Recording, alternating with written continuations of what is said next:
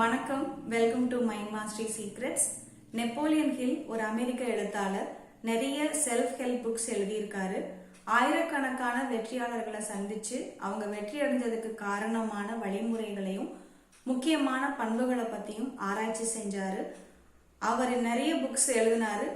அதுல think and grow rich, the law of success அப்படிங்கிற புக்ஸை குறிப்பிட்டு சொல்லலாம். இந்த வீடியோல நெப்போலியன் ஹில் சொன்ன வெற்றியாளருடைய 3 முக்கியமான பண்புகளை பத்தி டிஸ்கஸ் பண்ண போறோம். இந்த 3 முக்கியமான பண்புகளை நீங்க ஃபாலோ பண்ணீங்கன்னா நிச்சயமா வெற்றி உங்களுக்கு தான். வெற்றியாளருடைய முதலாவது முக்கியமான பண்பு பொறுமை. ஒரு பூ மலர்வதற்கு ஒரு குறிப்பிட்ட டைம் எடுத்துக்கும். அந்த டைம் வரைக்கும் நம்ம பொறுமையா இருக்கணும். பொறுமை இழந்து அவசரப்பட்டு இப்பயே அந்த பூ வேணும் அப்படின்னு அந்த பூவினுடைய இதழ்களை பிரிச்சு விட்டோம்னா அந்த பூ வீணா போயிடும். அதே மாதிரி வாய்ப்புகளுக்காக நம்ம காத்திருக்கும் பொழுதும் ஒரு ப்ராசஸ்ல போயிட்டு இருக்கும் பொழுதும் எண்ட் ரிசல்ட் வரைக்கும் பொறுமையா இருப்பது மிகவும் அவசியம். வெற்றியாளருடைய இரண்டாவது முக்கியமான பண்பு விடாமுயற்சி. வெற்றிக்காக முயற்சிகள் செய்யும் பொழுது பல தோல்விகளும் பின்னடைவுகளும் வருவது இயல்பான விஷயம்தான். அந்த மாதிரி சமயத்துல தோல்விகளை கண்டு பயந்து மனம் தளர்ந்து முயற்சி செய்யறத நிறுத்தக்கூடாது. போர்ல தோல்வி அடைஞ்சு ஒரு காட்டுக்குள்ள தனிமையில குகையில இருந்த படை தளபதி ஒரு சிலந்தி வலை பின்றத பார்த்தாரு.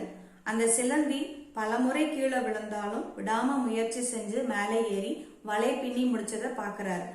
விடாமுயற்சியினுடைய மகத்துவத்தை புரிஞ்சுக்கிறாரு. சிதறி கிடந்த படை வீரர்கள் எல்லாரையும் ஒன்னா திரட்டி மறுபடியும் போர் செஞ்சு அந்த போர்ல ஜெயிக்கிறாரு படை தளபதி.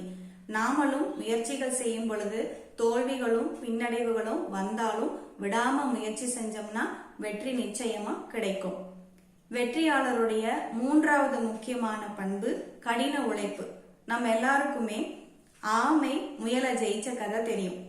ஆமையினுடைய கடின உழைப்பு தான் முயலுடைய சோம்பேறித்தனத்தை பீட் பண்ணுச்சு. ஆமை தன்னுடைய கடின உழைப்பு மேல போக்கஸ் பண்ணுச்சு.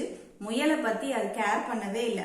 0ல இருந்து ஆரம்பிச்சு இன்னைக்கு வேர்ல்ட் லெவல்ல வெற்றியாளர்களாக இருக்கக்கூடியவர்கள் எல்லாருமே தங்களுடைய கடின உழைப்பின் மேல மட்டும்தான் முழு கவனத்தையும் செலுத்தினாங்க.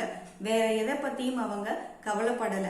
நாமளும் முயற்சிகள் செய்யும் பொழுது நம்மளுடைய கடின உழைப்பின் மேல மட்டும் நம்மளுடைய ஃபுல் போக்கஸையும் வச்சோம்னா நிச்சயமா வெற்றி கிடைக்கும்.